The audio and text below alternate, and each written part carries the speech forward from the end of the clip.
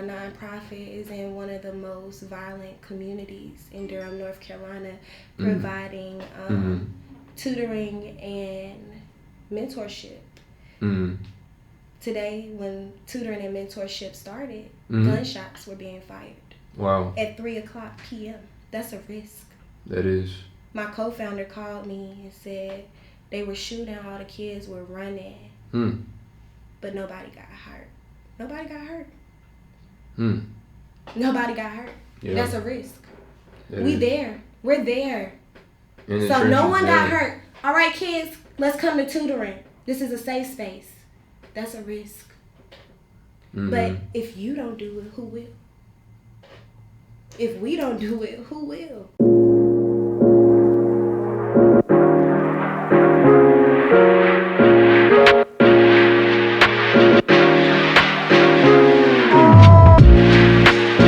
All right, welcome, ladies and gentlemen, to the Speak Your Life podcast. My name is Andre. I'm your host. You already know what it is. You know what time it is. Go ahead and take that moment to subscribe if you have not already.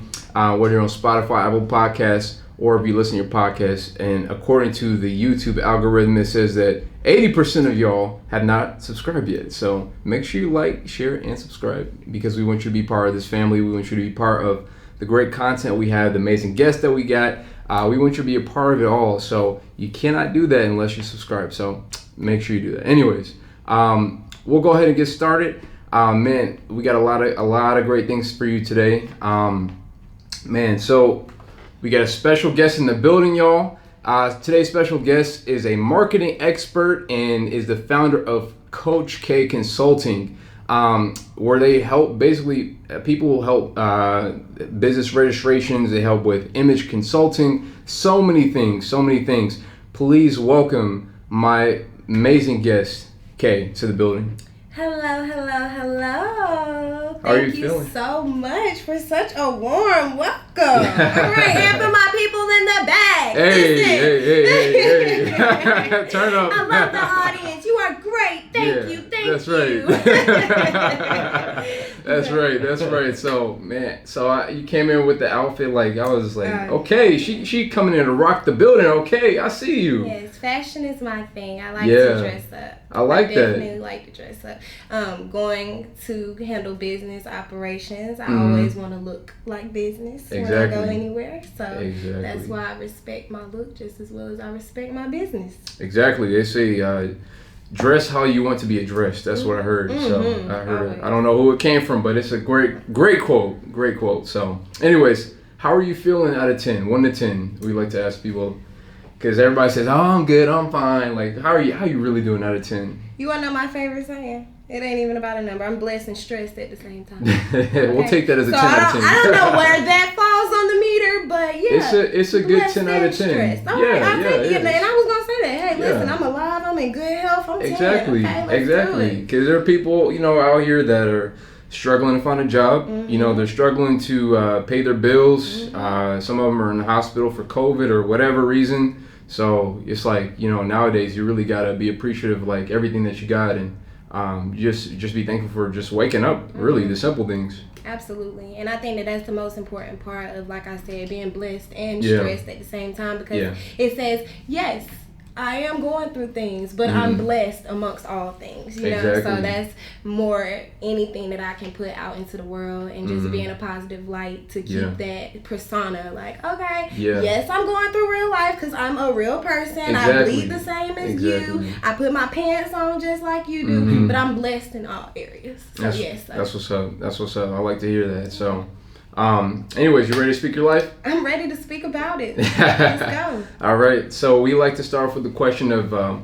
Mark Twain talks about there's two most important things in life: the day you were born and the day you knew why. So you could talk about, you can give us, if you don't want to give us like a month and a year, you can be like, all right, I grew up in the 90s, I grew up in this era, what was going on during the culture, pop, what was going on in like pop culture, stuff like that, and then just kind of walk us through that journey as to the day you knew why. That's a beautiful thing. And I'm blessed to be this young and to know why I'm here, because a lot of people don't even get to see that day sometimes. Some people leave this earth before they find out why they were actually here. Exactly. I am a 90s baby. Hey. I am from Durham, North Carolina. Okay. And the day that I knew why I was here, it was actually September 10th, 2 years ago. I was in a very tragic car accident. Oh, wow. Leaving from my third job of the day. Third job, y'all. Third job. Not even second job. Third job. My third job. It was during undergrad. And I actually was driving my grandmother, who just passed away in February. God rest her soul, Christine Corbett. I was driving her car that she gifted to me when she went into the rest home, unfortunately. Okay. And I was on 85, 75, and you know when you're merging and you have the option to either stay going 85 or go 75. Okay. I was going 85 to stay north, and a person came and sideswiped me. Oh, wow. And they actually hit me on the gas tank side that caused the car to spin out. Oh, wow. When it spun out, I actually remember being in the car, and you know, you try to gain control of the wheel, but guess what? I was never in control of my life. Not in that moment. Yeah. Not in any moment. Not in any moment. And that was the day that I realized, okay, there's something else why I'm here. There's another reason why I need to be here on this earth, because that day I was not supposed to make it. Wow. That car was like feet away from flipping over the rail.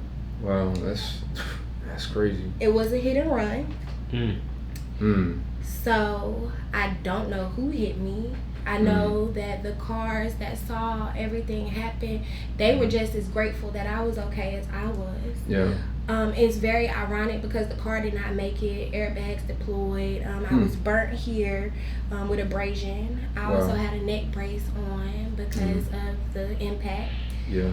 And I really had to reflect that day, because I had started my nonprofit that same year.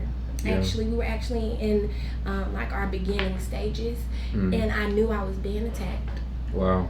I knew I was being attacked because, like I just shared with you, that was my third job I was leaving from, and I was actually at a lounge. Wow. So I worked at the Children's Museum during the day. Yeah. Then I went to Chick-fil-A. Okay. And then I worked to go and be a ball girl. Wow. But that's hustling right there. Had I not been here and kept here, I wouldn't be here to be able to talk to you. Yeah. Not only that, but it also painted a picture for me, because the man who helped me to get out the car, he called the ambulance. I got in the ambulance, and I'm like, okay, they told me nothing was wrong. If you saw that car today, you'd be like, what in the world? How did you make it out of that? Yeah. And they were wondering the same thing. They said the only thing that's wrong is that your blood pressure is high. That's it. That's all. Mind you, just to give you a little bit of backstory about me, I left home at 16. I moved here when I was 17.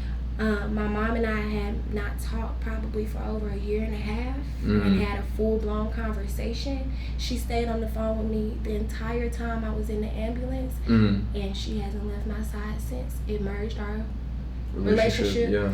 She is now my chief operations officer for my nonprofit organization. I was blessed at the age of 23 to be able to put my mother on payroll. Yeah. Wow. And to fulfill the reason why I'm here through my nonprofit organization and to service my community. I'm now a servant, because I knew that it could have been different. So that was why. That's when I knew what I was here for, to be a servant, and I'm okay with that. That's what's up. I love that. That's a beautiful story. Like, man, it's got. I just like, man, it makes you really. Stories like that, it shapes you, and it, like, I don't know, it puts something inside of you to, you know, to help you to stop what you're doing and to refocus, reshift, like, your mind, your heart, and, like, everything that you're doing sometimes. Because sometimes you could be like, I'm busy, you know, 3 jobs, I'm working at, you know, museum, Chick-fil-A, whatever. But maybe those things were not necessarily your purpose, but they were maybe stepping stones to get you to where you were. And sometimes it takes like crazy events, near death maybe even. I hope that's not the case for a lot of people, but it's just sometimes it just is that way, and when that's out of our control. Absolutely. And so I'm glad that you were able to, like, you know, take that opportunity and just, like, you know, act upon it and just say, hey, you know, I could be bitter about this, you know, we can't find the person who did it, can't get the insurance, you know, that I want to get from that guy, can't sue him or whatever, but, or you can, you know, make that, turn that opportunity into making it, you know, where you can become better, where you can become, it's a testimony. You know, it's a true testimony, because not only that, to share with you even further, I was actually going back and forth every weekend, driving 6 hours to North Carolina. I didn't miss a weekend at all, and that car was my way of getting there. And then a shift took place. Because my car was gone. I was in critical condition where I had to sit for weeks and heal. And I was just going. And guess what? And this is for the people who go. Yeah. Listen to your body. Listen to the things around you. There are signs that are coming to you, telling you, slow down. Ask for help. Rely on your team. God set me down. At that point, guess what? Like, I speak my life.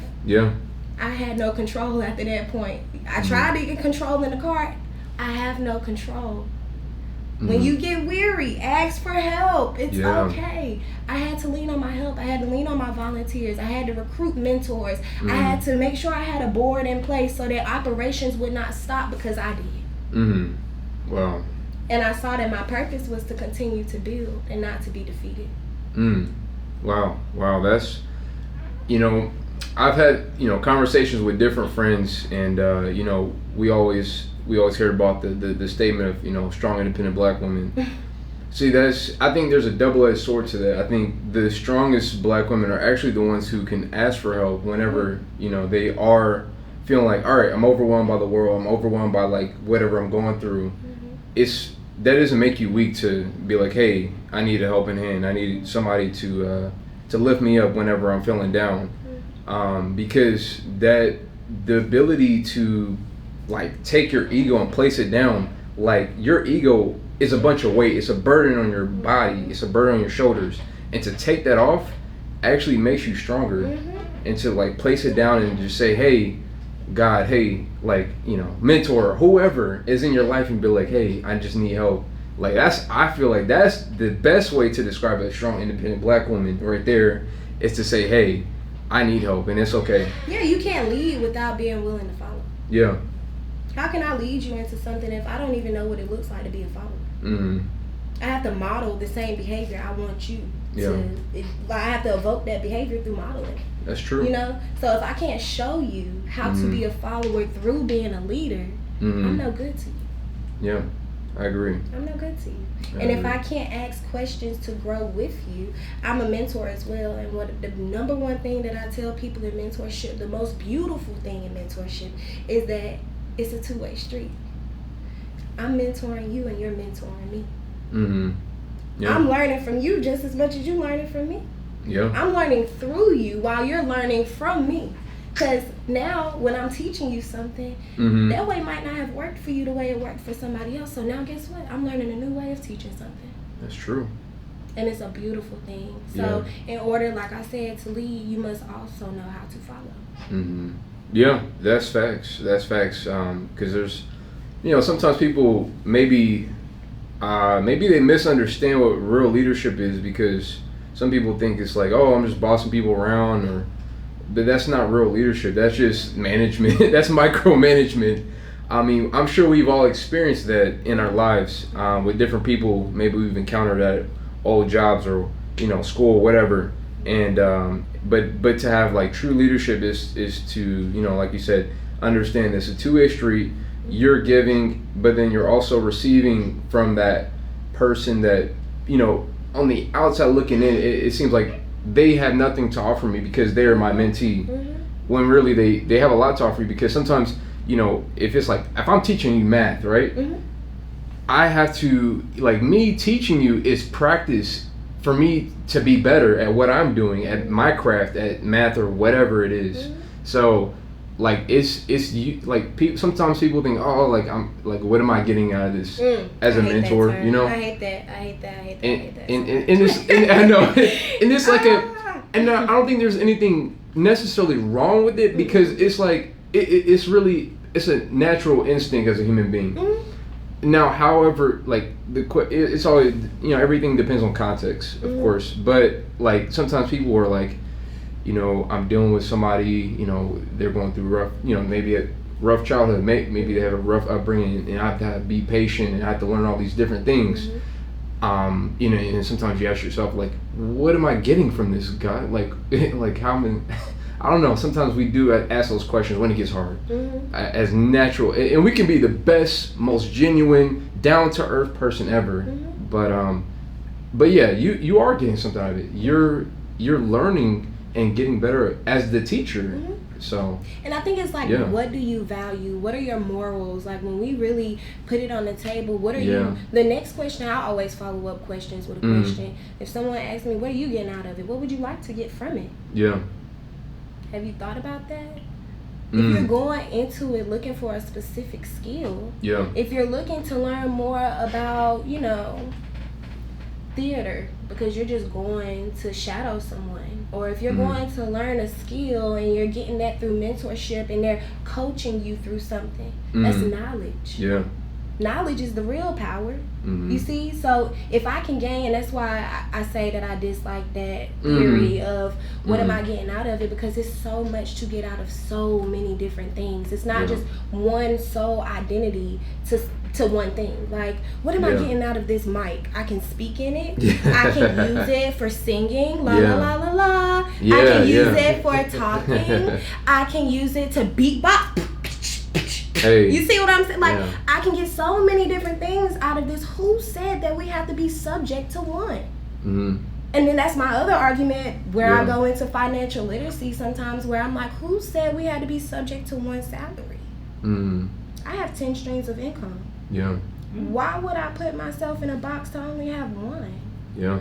I don't mind and you say 3 jobs. Yes, that was a lot, but every job, I said, okay, if I get paid $7.50 here, $7 there, and maybe $2.13 here, I'm making $20 an hour.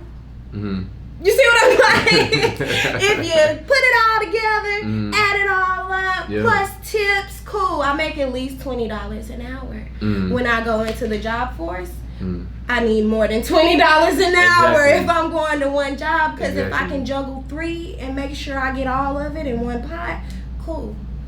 So it's like knowing your worth, knowing your aspirations, knowing what you value, knowing that dedication and hard work is something.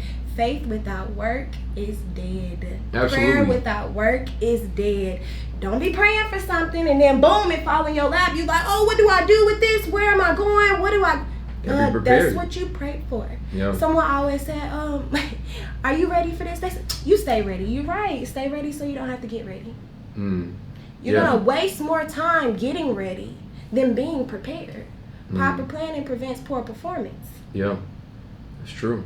That's facts. Y'all listen to that. Y'all make sure y'all rewind that part, all right? Okay. Listen. So, you know, with your business and everything like that, like, what made you give it the title? Like, it was like one of the packages, like "Behave Like a Boss." Like, what made you come up with that title? What sparked that? Well, I am a behavior analyst. I have been studying applied behavior analysis for going on 5 years now. Nice. I am a registered behavior therapist as well. I actually just left the autism spectrum side, and now I apply behavior to business. So that is where the slogan "Behave Like a Boss" came from, because just like I was expressing about money, you don't need more money. You need better money spending habits. You need to learn how to behave with your money. Because if I gave you a raise and you still did the same thing that you did with the less money you had before, you're just doing less with more. That's true. So it's the same thing for behaving like a boss. You have to learn how to behave like a boss. You have to walk like a boss. You have to talk like a boss. You have to look like a boss. And whatever that looks like through branding, through brand analysis. Yeah. So I conduct analysis for different brands, different audits for their social media, audit for their website. Yeah. I'm looking, how can I evoke the behavior that we want from your consumer, from you as the merchant, or from your employees. And we do that through organizational behavior management. Nice. So I will be graduating January 15th with my master's in applied behavior analysis. There we go. So that nice. is Congratulations. Why, thank you. I am teaching. What school? St. Joseph's University. Okay. Yeah. Actually, St. Joe's. That's funny that you bring that up, because I actually got it. I applied and I did get accepted to St. Joseph's University for a master's of behavioral organization. Yeah, that's what I'm talking about. The same exact program. Yeah. Organizational behavior. Yeah. So it's a very it's an emerging field, because majority of ABA is what our abbreviation is, Applied Behavior Analysis. We focus solely on the behavior and the way the behavior and the environment work hand in hand. We don't believe that the behavior influences the environment or the environment influences the behavior. We believe that they work together. Okay. Yeah. We increase social significance through any metric that we possibly can, but majority of all of that comes from data. Gotcha. I tell all my clients I need results and I need numbers. One thing that we all speak is numbers. Okay? We can all speak numbers. That's the one language we speak. So if I know that I'm working with you, I need to see an increase in these numbers. Or if we're trying to decrease something like your expenses, I need to see a decrease in this, but I also provide intervention for you. So I provide you with budget kits. Okay. I provide you with a savings documentation. I provide you with a brand analysis and a brand development questionnaire, so we can identify what your mission is, so we can identify what your business does, so we can identify who your top 3 competitors are in your market. And people think, oh, my competitors, I'm not even paying attention to my competition. You should. Yeah. That you already lost. They have the playbook that works. Study it. Because if I know that I'm going up against a team, I need to know the moves that they're going to use on me. And I need to know what they're doing that has the crowd going wild. So I can take their fans, because I want fans of my own. That's right. Yeah. There's a lot of, I like the study and there's the academic side and there's the applied side of it.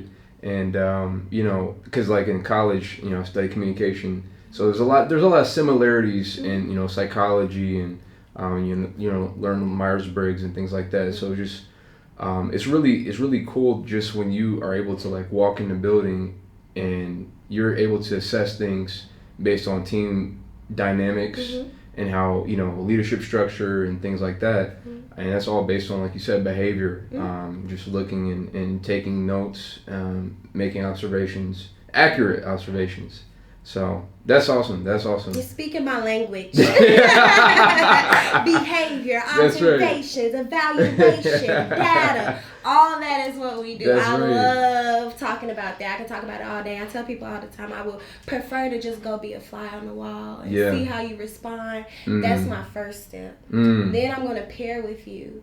Get to know what motivates you. What things don't you like? What can I use for negative and positive reinforcement for you to increase the behaviors that I want to see? And then I prepare my intervention phase, which means now I'm going to provide you with the things that you need to use to change these behaviors. And then I'm going to evaluate the growth or the decline.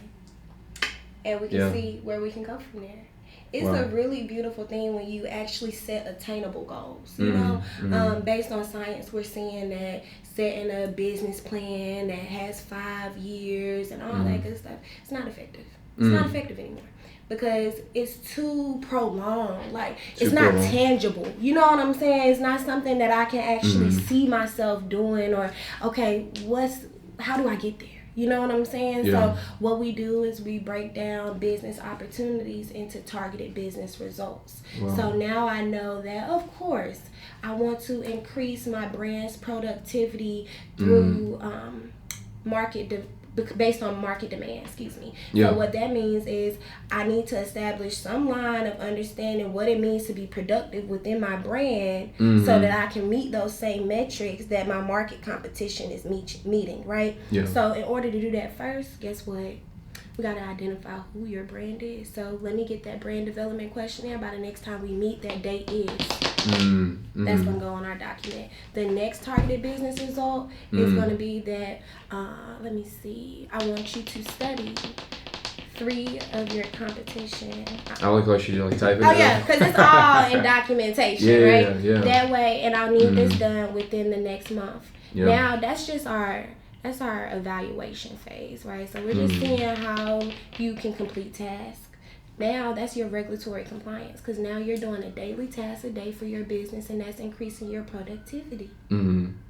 Now I'm going to up it up a little bit. Once you show me for at least 3 consecutive weeks at 80% or better that you can maintain doing 1 daily task, then I'm going to say, you know what? Great job. You mastered that. Let's do 2. Yeah. I want to see if you can do 2 daily tasks at 3 consecutive weeks at 80% or better. Wow. Then I'm going to say, you know what? You are killing it. Yeah. Let's take it up. Yeah. Because this is productivity, and this is what it takes to get in the ring with your market. I agree. Since we're talking about behavior, what is your Myers-Briggs? Your 4 letters. My 4 letters. I would definitely say what you said, BLAB. Behave like a boss. Oh, if we're talking about E and like... well... Or have you taken that at all? No, I don't. I thought you were saying just like your acronym behave like. I'm like, yeah, those 4 letters. No. I was talking about more on an individualistic level. Like there's, there's a thing called Myers-Briggs, and it's like what they do in business analysis, like for individual assessments. Like whenever they go, like a consulting firm goes into a team, like, hey, Google, like we got your team, your branding team. We want it to increase productivity. We want you guys to have better interactions with each other. So you take this test, and everybody does. And then after that, we'll assess, all right, based on this person's personality and all these different personalities, this person's motivated by this and that person's not motivated by that. So you can't really talk to them the same way you talk to them because it may not work out. You won't, we talk about results. You won't get the same result or the result that you're looking for if, it's like, but anyways, you get the point. It's like just the individual. If you throw people into a box and say everybody is a subject to this, and I'm so glad you mentioned that because that's my biggest thing. I have special education background, and with that, like I told you, with working with kids with autism, it was always an individualistic approach. Whenever we created our treatment goals, it was based on our client and what we needed to do, but we conducted an analysis, and that analysis could have been a different assessment that may have been like, taking a reinforcer. And then I'm going to shade this little map to see if you took the reinforcer within 3 seconds, I'm going to shade it all the way. If you took it within 5 seconds, I'm only going to shade it a little bit. You see what I'm saying? But really and truly, I feel like everybody should be subject to these different assessments so we can figure out that individualistic approach. So that's why at Behave Like a Boss, we actually take the individualized achievement plan. And that's where I took the play on words with individualized education plan, which is an IEP, which is a document that kids get when they receive special educational services. And I feel like we should do the same thing with anybody, any learner, any person who is looking to gain a skill, because we need to take that approach. So I actually do a VARC assessment. So the visual, oral, kinesthetic, if you're a reader or a writer. So everybody goes through that for the most part, unless you already know what your preferences are, so that I can know how to reach you as an individual. Also, we do that through our vending courses as well, because if you are a visual learner, I'm going to show you this video of how they stock a vending machine. Instead of telling you, because me telling you is going in one ear and out the other. But if you're a multidisciplinary type of learner, we can do it all. Yeah. I'm going to hit you from every different angle. Exactly. I'm going to tell you a little bit. I'm going to give you some guided notes so you can write it with me because you're oral as well. You know, I'm going to give you all different aspects. But if I know that assessment shows me that you solely only learn through kinesthetics, okay, cool. Come meet me at this location so you can touch this machine because you have to do it. Yeah. You're a doer. That's right. That's right. Yeah. Wow. I definitely do believe in taking that approach. I was just not familiar with that term. So you taught me something. Yeah. No, right. you're teaching me something. I love to learn. we're teaching each other. Yeah. So that's but it's there's so many different like studies, there's so many different like techniques, approaches to different things, businesses, individuals, that, you know, it's just like find which one works for you, and which is working and giving the results that you as the individual, you as the business, you know, needs, and go from there. So that's how I see it. But yeah, I'm so glad you said that because that's how I look at marketing. Find what works and stick with it. It's so simple. Yeah, we make it complex. Like, it's very simple. For instance, I have organic engagement from social media through my vending stuff that I'm doing. People solely just want the juice about vending. So guess what? The only content that I make is about vending. You want to know why? Because it works. It brings me the results that I'm looking for. It brings me the people that are in my niche. They're students, they're learners, they're entrepreneurs, they're aspiring business owners. They want to know more. Yeah. It helped me reach from, I had 3,000 followers, maybe. Like about 3,000, almost 4,000 followers. Now I have... She was like, let me check. It's like a million. It changes. It changes so much. Look, it just went from 16.7 to 16.9. Yeah. Nice. And maybe you guys can increase my followers so I can see where it goes because I love the organic following. Yeah. Please make sure you follow me at KAYL Booker. That's going to be KAYLBOOKER. Okay, that's guys? Right. Especially for the educational part. I'm really big on education. Definitely. Knowledge, not even education because I believe education is an institutionalized form of knowledge. I'm big on knowledge. I'm very big on knowledge, which is why I have little free libraries in different communities that are filled with financial literacy and personal development as well as children and adult literature because I believe that our knowledge is our power, like I stated, but these little free libraries are not just any little free library. They are called our readers' banks because that's where readers go to build wealthy brains full of knowledge. That's right. You should be investing into your brain the same way you're making deposits into your bank account. That's right. You should be withdrawing knowledge from your brain the same way you're withdrawing money from your bank account. Yeah. And you should be using your knowledge very wisely the same way you use your money. I hope you use your money. We hope. So. And don't abuse your money and don't abuse your knowledge. You see what I'm saying? Like, it's the same concept. And if we were, taking the steps towards that and teaching that and enforcing that and implementing that, we'll be a stronger form of people.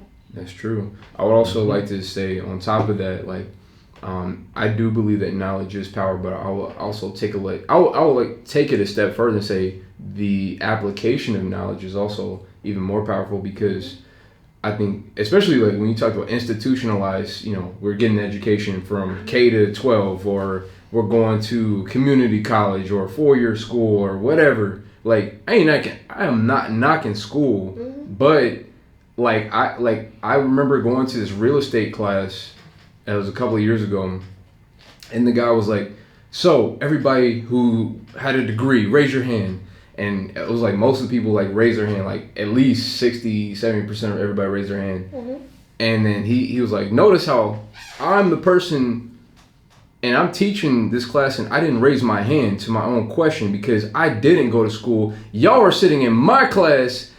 Learning the game that I'm about to share with you. And he's like, it's not about me showing off and that I'm a millionaire. It's just that it's to show you that it's not just about having the knowledge or having like the academia and all that stuff, which is important. Like, we're not knocking that, but it's just like, how can you apply it? Like, how can you apply it to the best of your ability to max maximize and get the most out of that, because there's a lot of people that just kind of they're really smart people. They got it up here, but they just, when it comes to walking it, it's just lost. Rich Dad, Poor Dad. Yeah, good book. Rich Dad, Poor Dad. Changed my life. Yeah. What would you feel like is one of the best things you took away from that?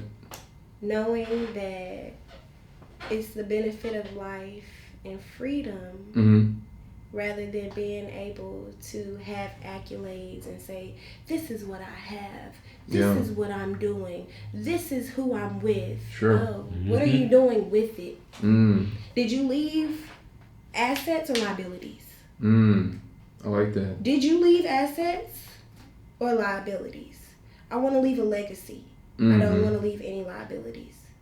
I want to make sure that I increase generational wealth, which is what Wall Street Junior is, my nonprofit organization, is based on. Yeah. Teaching financial literacy to increase generational wealth in underserved communities. We all are underserved at this point because it wasn't like this. Yeah. Here, this is what you do in the stock market.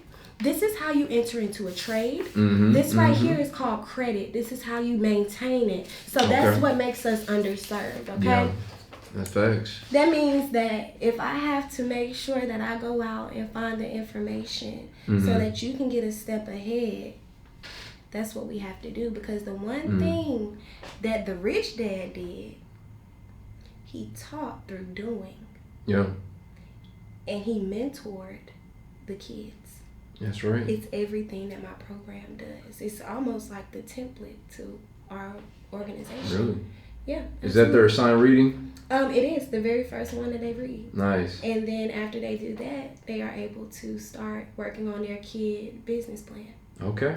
Wow. And after they do enough community service hours, they can trade their Wall Street Junior bucks in for actual U.S. currency that buys them different things for their business, because they have a brand analyst as their founder, of course. Yeah. So I'm going to make them a logo and get them some business cards and make sure they have labels for their products. Yeah. Or, there we go. Because they're in the vending machine business or program, we want to make sure that they learn how to use that machine.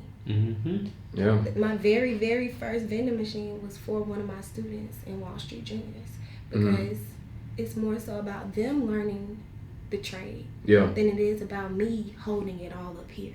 That's not doing anything for me. Yeah. I'd rather, just like I just told you, leave legacies than to leave liabilities. Wow. So Rich Dad Poor Dad. Have you ever read Richest Man in Babylon? Yes. That's amazing. Very nice short read too. It's bam. I remember when I was a kid, my dad made me do a book report on both of those books. At the moment, I was I was probably the same age as the kids in your nonprofit. And I was you don't appreciate that stuff until you get older, And I'm glad that he made me read that, because it really changed my perspective on things, and especially as we grow up as Black Americans, it's different. Obviously, it's different. In the sense of how the world sees us and how we go into things and how we approach things, which is fine. You don't have to look at it as I can look at it as an opportunity to maybe work a little bit harder, or just okay, maybe I do have to put in this many more hours for the same income, or the same this or that Johnny from down the street he doesn't have to do the same amount of work and effort. So your journey is your journey. Exactly. That's it. Yeah. That's it. That's all. And I feel like that's the biggest misrepresentation with social media right now. We think we're supposed to keep up with the lifestyle of the person that I'm following on social media. It's called story for a reason. That's your story. Yeah. This is my story. Yeah. Some people try to take, I like her or his lifestyle, and I want to make it I want the Kardashian lifestyle. That's what I want. Not you don't know what's going on behind the scenes, going through divorce, going through, dealing with kids and, custody and all that. You don't know what's going on behind the scenes that people, even the rich and the famous go through. I hear about people committing suicide. I heard about this recently. It was a lawyer who he was embezzling, money out of his own law firm, and he actually hired a hitman to kill him so that he can have and basically do like insurance fraud so that his son could take $10 million. It's just like, what kind of messed up stuff, do you have to go through to get to that point in your life where you're taking money from your own company, where you're hiring a hitman to kill you, but they end up killing your son, and you just like, it's a bunch of crazy stuff that people go through, and maybe on the outside, and you see the social media, oh, we're on the yacht, oh, we doing this, we in Cabo, we in Cancun, like you don't know what's going on behind the scenes. Like, people put their highlights up, the highlight reels. They can show you, they show you what they want you to see. And not only that, but it's like what you just said, what's really going on behind closed doors. Not that I care, trust me, I do not, I promise you I don't. Yeah. But I would rather be an authentic person rather than to show you what I want you to see, and you not see that I'm still a real person. You see what I'm saying? Like, I still, whenever, like, I still tell people the truth. I broadcasted my entire baptism. Congrats. Thank you. Yeah. Because, like what you just said, I've been saved multiple times. I was supposed to be gone a couple times from here, but I knew that I had a greater purpose. That's my real life. Every Saturday, I'm shutting down. That's my Sabbath. That's my real life. Yeah. Those other 6 days, I'm running like a chicken with my head cut off. Don't get me wrong. Yeah. But when it's time to shut down, because I'm a real person, that's what it is. Yeah. So it's like, yeah, I can live a luxury life, but I also can go to the hood and clean some streets because that's what I find passionate. That's where my heart is. Yeah. I come from a very brutal community, so I never forget where I came from. Yeah. My first friend was killed in a drive-by when we were 13. Her face is also on my library. I will remind everybody of everything, and it's coming with me to the top. And if it can't come with me, by all means, I'm also going to speak about you. You see what I'm saying? But speak highly about people. Because that's what makes you who you are. Those struggles, those testimonies, where you come from. Like I said, I left home at 16. Yeah. I moved here when I was 17. I could have been in a strip club. Yeah.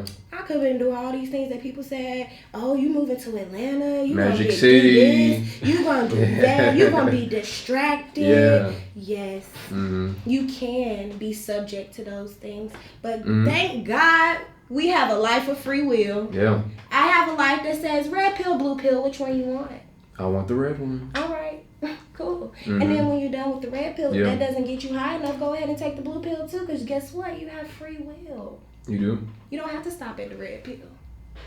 That's true. So it's a beauty in knowing that we can continue to grow no matter where I am right now. If I'm right here right now and I can't buy a designer bag, cool. Guess what? I can buy a designer bag. You might not think I can, but I got 15 machines too. Yeah. I got 15 vending machines. Those are my assets. If I wanted to go buy a designer bag, all my assets can pay for a liability. And guess what? I can still make money without even lifting my finger. Yeah. I like that. That's the real lifestyle. Like, those are the things that I want. You know, like I shared with you, having 10 streams of income. Yeah. That's what I wanted. So you know what I did when I was 16? I researched multiple streams of income. Yeah. How can I find that? How can I get that? How do I obtain that? Yeah, how can I obtain that? Yeah. That's the lifestyle I want. Or I could have been distracted and been on social media. Ooh, this the lifestyle I want. Designer bag, Maserati. He look like he can afford that for me. Let me go get that.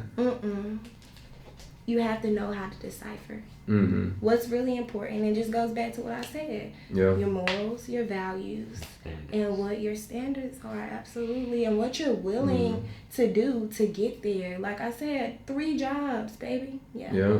They said, you sure you want to go to Atlanta? You might get distracted and go to the strip club. Guess what? I'm here to tell you. I worked at the strip club, but I didn't strip. They need a server, right? Yeah. Cool. I can make my money. Collect them tips. Collect them tips. That's right. Everybody got to do a job, right? Whatever's going to get me further ahead. That was the money that I used to invest into my businesses because I was tunnel vision. Just because I saw a strip club don't mean I saw a strip pole. I saw somebody throwing some money who needed a drink. You want something else with that? You want me to go get you some ones? Okay, cool. When I bring you those ones, that's going to be $20 for those ones. Thank you. Nice meeting you. Like, yeah. Hey, you catch them on the right night, they'll give you maybe 100, 200, you know. A little tipsy here and there, you know, they might throw in more. Right. So yeah. You just have to know what to do with what you have. Yeah, that's true. What to do with what you have. You don't have to be subject to anything, you know. Create the life. Speak your life. That's right. Speak your life into existence. Speak your life. That's what we do here. Speak your life. Yeah. If you said that's what you want, go out and get it. Your word is law. So now I hope that you reach everything that you said that you were going to do. Because I'm looking. I'm looking. That's right. What I'm saying? Accountability. That's been my biggest thing. Like I said, I was going to graduate early in high school. I did it. I said I was going to graduate early in college. I did it. I'm about to apply for my PhD. I'm 23. Nice. I'm doing that. Good. I promise. Yeah. You're going to do it. You're going to make it happen. I'm going to be Dr. Booker, you guys, with 10 streams of income. That's right. Because knowledge is power, but you don't have to stop there, guys. Listen, I don't knock anybody. I'm a scholar, and I tell people all the time, learn a trade. Yeah. It doesn't matter. Because guess what? I worked all through college. Even more, I'm still working through college. I'm working for myself, don't get me wrong. But I'm also teaching myself. You learn in higher education. Now you're really on your own, especially if you in like a program online. Because like I said, it's all about what's in these books and on these videos. Honestly and truly. And that was when I realized, I'm like, okay, I need to recycle this stuff so people can get access to this knowledge. Because it's in the textbooks. It's in the books. It's in YouTube videos. Like, you really can learn anything that you put your mind to. If you say today, I'm waking up and I'm going to teach myself Spanish. Duolingo. Yeah. YouTube. It's a lot of Hispanics around in this world. I'm going to practice a word a day. Yeah. I'm going to go sit in a Hispanic church because guess what? That's free. It's so many different ways. Don't leave yourself subject. I told somebody today, you miss 100% of the shots you don't take. That's true. In every aspect of life, whether it be personal, business, spiritual, like all of it. So, yeah, that's facts. So, you know, how did taking risk, like how did that shape you? And just like, because sometimes like it creates a momentum. Like you take one risk to start a business, you take another risk to start a nonprofit, you take another risk to put these vending machines here and here and here. You take another risk, I don't know, to reach out to people that are from your neighborhood, the place where you grew up from, and just reach out and give a helping hand. So how have those risks benefited you? Like what are some of the things you've learned about taking risks? Being a risk taker is a risk inside itself. Literally. It is. Every day we wake up, we're taking risks. So you're a risk taker. Anybody living and breathing right now is a risk taker. I believe, like I said, it's what you do with your risk.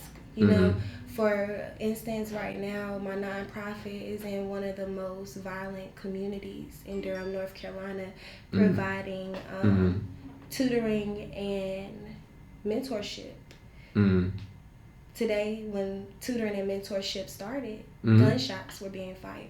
Wow. At 3:00 p.m. That's a risk. That is. My co-founder called me and said they were shooting, all the kids were running, but nobody got hurt. Nobody got hurt. Nobody got hurt. Yeah. That's a risk. We're there. So no one got hurt. All right, kids, let's come to tutoring. This is a safe space. That's a risk. But if you don't do it, who will? If we don't do it, who will? Yeah. Your risk show you the real benefits to being a risk taker. Like, you let your fruits of your labor speak for itself. My work is going to speak for itself. So the risk that I take is going to speak for itself because now they know I don't care how many gunshots you fire in here. I'm still gonna teach these kids because that's a risk I'm willing to take. Yeah. Now they know she's standing with us. Yeah. This nonprofit organization is willing to take the risk we are. Yeah. If it's towards community and economic development, by all means, throw it at me. Yeah. So I can't remember the exact quote, but it's something like, I'm gonna paraphrase it. It's like, whoever owns this quote, don't get mad at me.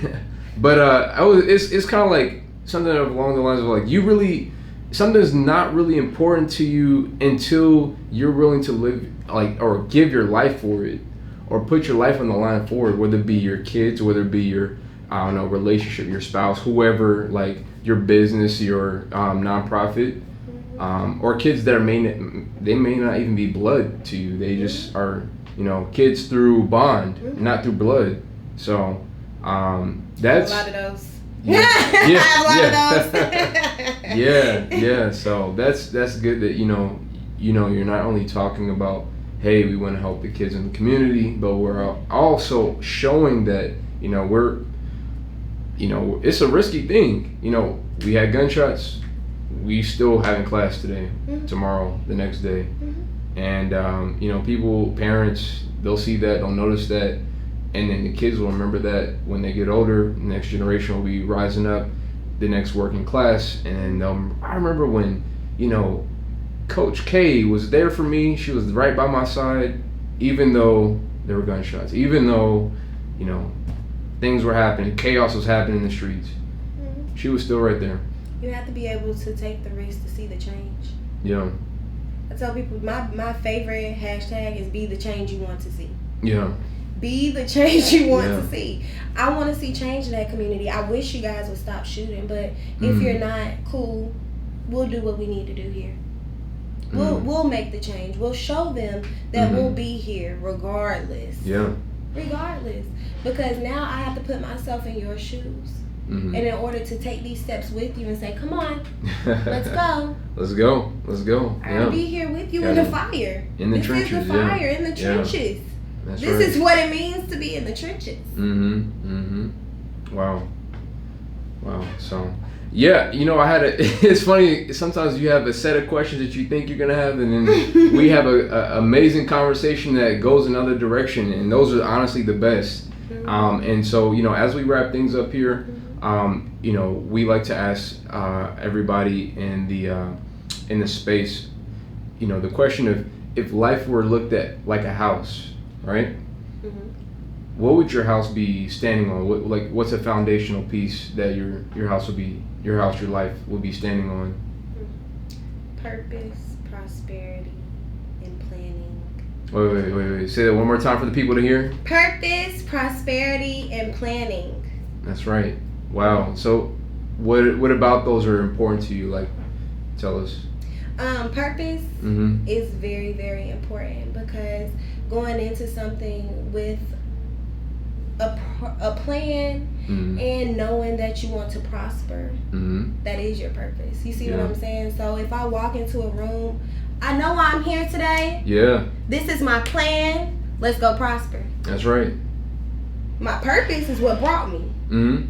My plan is what I'm going to do.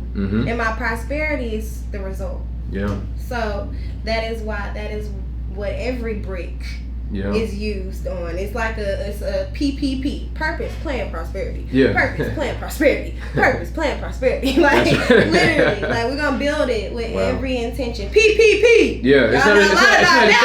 It's not a check coming to your mail from the government. It ain't one of them PPP loans.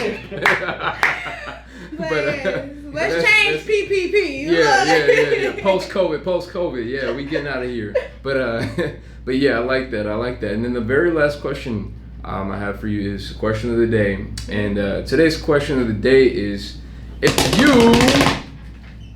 you were able to consult any Fortune 500 company, which company would it be? And I ask this because, like, there may be some, I don't know, companies that you notice some things immediately maybe it's a commercial, the way they approach their social media or something, you're like, oh, that's a little off, or that maybe they could, they're a great company, but they could change that one thing, or I don't know, what's a company that you notice are like, wow, I really wish if I could help them with this, or I gave them this little piece of advice that could really set them on their way.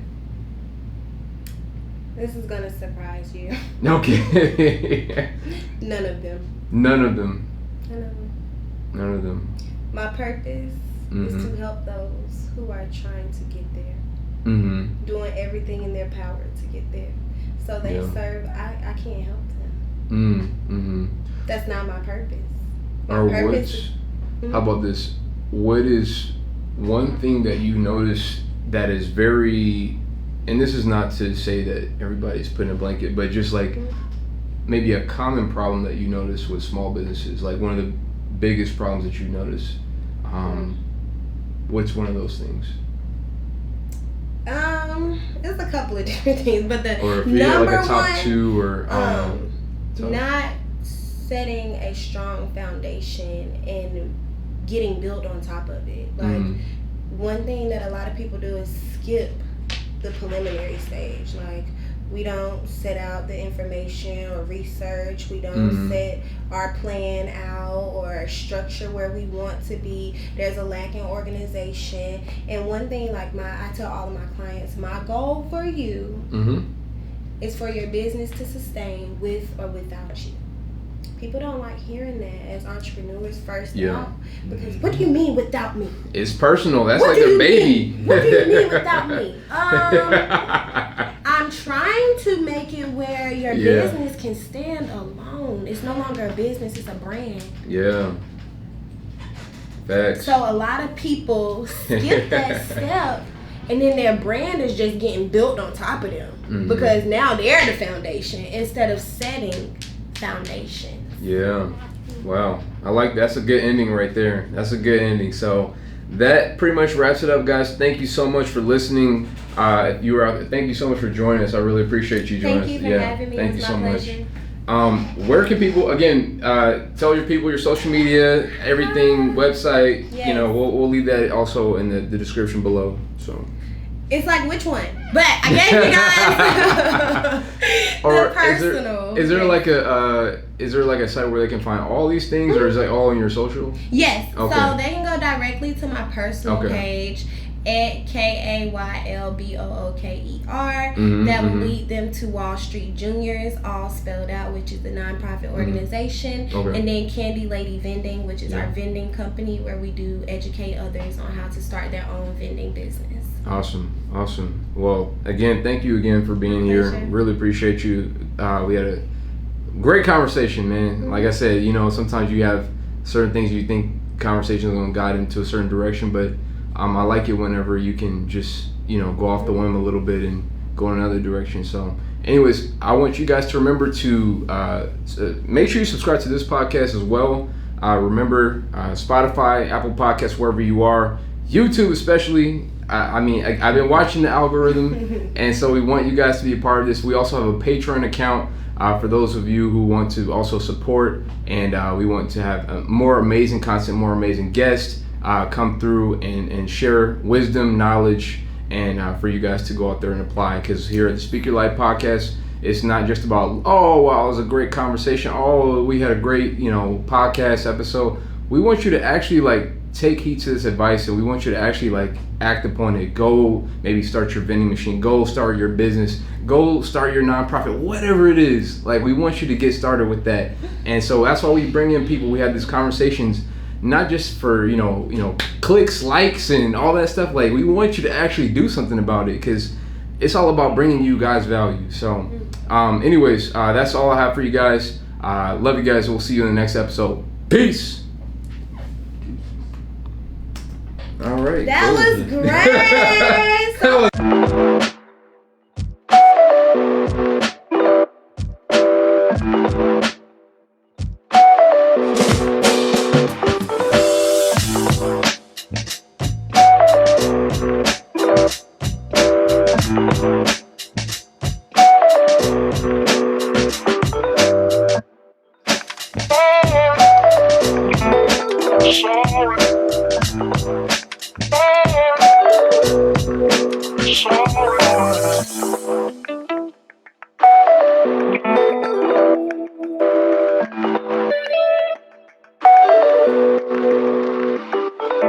So